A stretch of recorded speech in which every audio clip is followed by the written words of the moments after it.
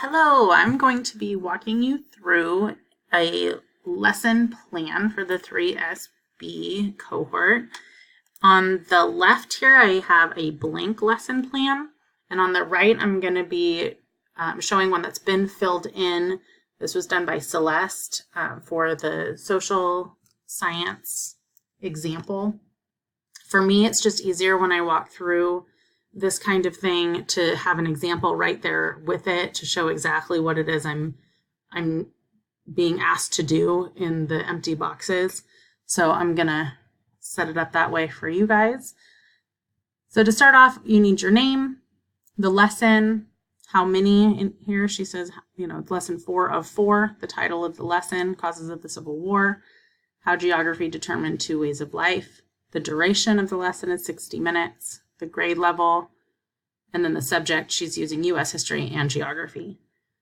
So the central focus of the unit, the first box here on the lesson plan, she has taken out the directions that are here at the top in the blank example.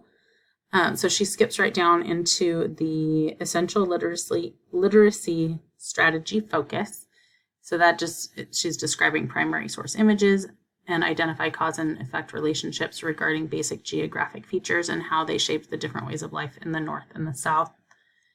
The related skills, students compare and contrast the geography of the 2 different regions. And the content focus is the geographical differences between the North and the South during the time of the Civil War. Now, when she goes down here to the standards box, when you do this in your example or for your lesson plans, you need to make sure that you have one of each of these different standards. One is the content standard, one is the Common Core standard, and the other is the EDL standard. Now, she has chosen here to use 2 Common Core standards, and if she's able to cover those in the lesson, then that's okay, but it's not necessary. Also, if you're not going to be covering every part of the standard, you can do like she did here in the content standard and cross out the things that she's not going to be covering. So next is instructional learning objectives and assessments. So these are the things you're going to want the students to be able to do at the end of the lesson.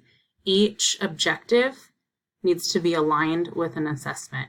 So the objective is what it is that you want the students to be able to do. The assessment is how the student is going to show you that they have reached that objective. You also need to do as she's done here and say whether or not the assessment is formal or informal. So the top one says informal, and then the bottom one she has an informal and a formal down here. So those need to be aligned. There needs to be one of each. They need to be able to show you that they've learned the information and they've reached that objective. So next is the language function and demands.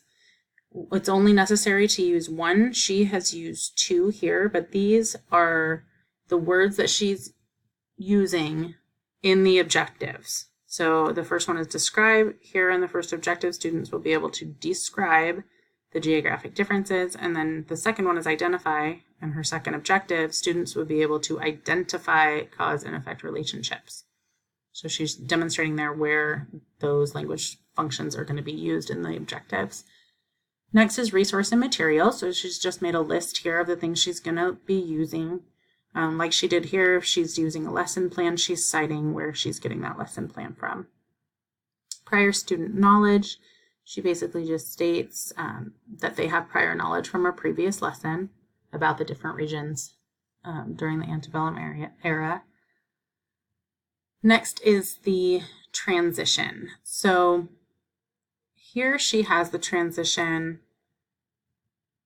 which is basically the way that the classroom's set up. She's talking about them moving seats. They're going over an agenda and getting out different resource or materials. They're going through a warm-up. They're reviewing the previous lesson.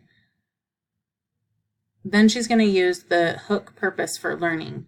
And that's how she's going to get the kids switched over and really get them engaged in the lesson. And she kind of did that in an interesting way by having them close their eyes and imagine floating down a river and kind of putting them in that place. It doesn't necessarily connect to the unit or the lesson, but it grabs their attention and gets them focused, and it's a good way to get their attention.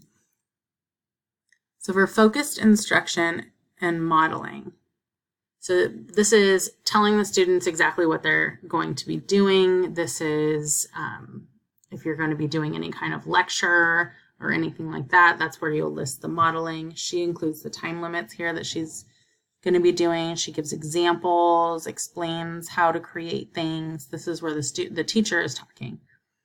And then below that, she includes the differentiating and scaffolding, which is what she'll do for students with disabilities or IEPs or EL students, so that they're able to get a lot out of the lesson and get that extra support that they need. Next is the guided instruction practice. So this is where the student, it says here, that will provide student opportunities to practice what was modeled in the focused instruction part. So this is, they will be answering questions, guided questions, or walking through the first part of the flow chart with them so they know exactly what it is that they're needing to do. And also she says here, like, check for understanding. Teacher will ask students questions when working on the flow chart together and provide verbal feedback. So just so she knows that they understand what it is they're supposed to be doing, they're kind of, she's shown them once what needs to be done, and now they're kind of working on it with her help. They're being guided in this process. Again, there are differentiating steps and scaffolds to help students that need a little extra to be able to get everything from the lesson. And then finally, they're going to start independent practices, which is where they start working on the activity either by themselves or in groups. Here she's chosen, now that groups are familiar with the process, they're going to be working on these things together, but this is where the teacher is more just walking around the room and allowing them to work on things by themselves. Again, there's differentiating and scaffolding here for them. Here she shows a paraprofessional to be able to help students with disabilities, and offer that extra help. And then finally, she has the closure. So which, again, she lists the times, recaps the day's lessons and activities, turn in the completed flow charts, and then kind of prepare them for what they're going to be doing the next day and having them clean up. So for me, looking at a blank template is a little bit overwhelming. It makes me feel like I'm not exactly sure what I should be putting in there, but hopefully by running through these two side by side, it's a little bit easier to understand and see what exactly needs to be going into those two boxes. Thank you. Have a good day.